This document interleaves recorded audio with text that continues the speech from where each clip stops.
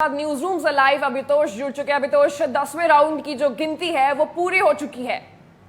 अभितोष, बिल्कुल यहां तक लगातार देखिए, आपको बता दें कि उपचुनाव की बात भी आप यहां पर कर रही हैं, लेकिन जिस तरीके से बिहार इलेक्शन पर हम लगातार नजर बनाए हुए हैं, बिहार इलेक्शन में एनडीए जैसे बढ़त बनाती हुई नजर आ रही है। तमाम एग्जिट पोल्स यहां पर झूठे साबित होते जा रहे हैं, झुटलाया जा रहा है उनको। लेकिन यह कहा जा सकता है कि यहां तेजस्वी यादव ने एक बड़ी चुनौती यहां पर जरूर दी।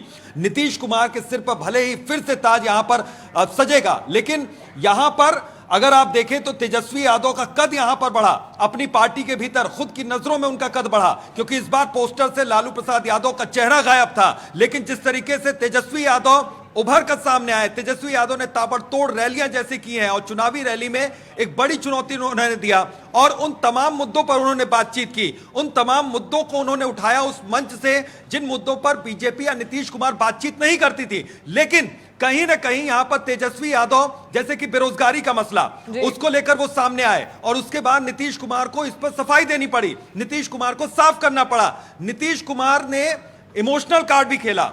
तीसरे चरण के चुनाव प्रचार के दौरान उन्होंने मंच से कहा कि यह उनका आखिरी चुनाव है, लेकिन एग्जिट पोल के नतीजे जैसे सामने आए, नीतीश कुमार के सुर बदल गए। उन्होंने कहा कि जो आया है उसको जाना होगा। उनको शायद ये हार का डर सताने लगा था, लेकिन चूंकि अब जिस तरीके से अब रुझान आ रहे हैं, एक बार फिर से नीतीश कुमार का जो कॉन्फिडेंस है वो ज्यादा बढ़ा होगा, उनका जो भरोसा एक बार फिर से बढ़ता नजर आ रहा है। हालांकि रिजल्ट आने में अब ज्यादा देर नहीं बाकी, अब रिजल्ट आने शुरू हो जाएंगे और उसके बाद हो सकता है कि कुछ उलट तस्वीर यहां पर दिखे। लेकिन नीतीश कुमार और जिस पार्टी को वो लीड कर रहे हैं और एनडीए को लीड कर रहे हैं, मुख्यमंत्री के चेहरे के तौर पर उनको सामने लेकर आई है बीजेपी, तो इस वक्त उनका कॉन्फिडेंस बढ़ा है। लेकिन तेजस्वी यादव भले ही विपक्ष में बैठे, तेजस्वी यादव भले ही उस जादुई आंकड़े को छू न सके, लेकिन तेजस्वी यादव ने उस शिखर को जरूर छुआ है जो वो छूना चाहते थे। खुद का कॉन्फिडेंस उन्होंने, खुद का भरोसा उन्होंने बढ़ाया और आरजेडी के जो कार्यकर्ता जो परेशान हो गए थे, जिनको लग रहा था कि लालू प्रसाद यादव के न रहने से अब पार्टी का क्या होगा,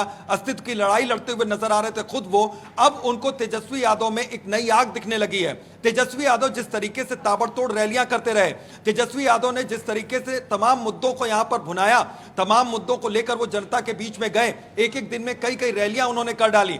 उस लिहाज से आप कह सकते हैं कि तेजस्वी यादव ने अपने कद को और ज्यादा सशक्त किया है और नीतीश कुमार कहीं ना कहीं खुद को हारता वो देख रहे थे, खुद को वो एक बड़ी चुनौती मिलती देख रहे थे। यही वजह है कि नीतीश कुमार ने जाते जाते अंतिम दौर के अंतिम चरण के चुनाव प्रचार के दौरान उन्होंने कह दिया कि आखिरी चुनाव है। उसको लेकर भी तेजस्वी यादव ने उन पर निशाना साधा। उन्होंने कहा कि अब उनसे बिहार संभल नहीं रहा है, उनके कंधे अब बूढ़े हो गए हैं, उनसे अब बिहार की जनता नहीं संभल रही है, यह भी तेजस्वी यादव ने कहा। लेकिन तेजस्वी यादव ने अपने सुर में इस बार किस तरीके की आत्मीयता दिखाई, अपने सुर को जिस तरीके से आरजेडी जो जानी जाती थी जिस तरह की राजनीति, उससे थोड़ी सी उलट उन्होंने राजनीति की और यह कहा कि जश्न मनाने में जो हमारे कार्यकर्ता हैं वो संयम बरतें, और ऐसा ही संयम उनके जन्मदिन के मौके पर दिखा तेजस्वी यादव के। लेकिन नीतीश कुमार अब चूंकि वो इंतजार कर रहे होंगे कि ये जो रुझान है वो जब रिजल्ट में तब्दील होंगे, उसके बाद भी यही तस्वीर अगर रहती है तो नीतीश कुमार जादुई आंकड़े को छू लेंगे। और नीतीश कुमार अभी देखिए, अभी जो हम एक अपडेट आपको ये दे दें कि जो रुझान आ रहा है उसके मुताबिक एनडीए यहां पर 127 सीट पर लीड कर रही है और बहुमत के पार यहां पर जा रही है।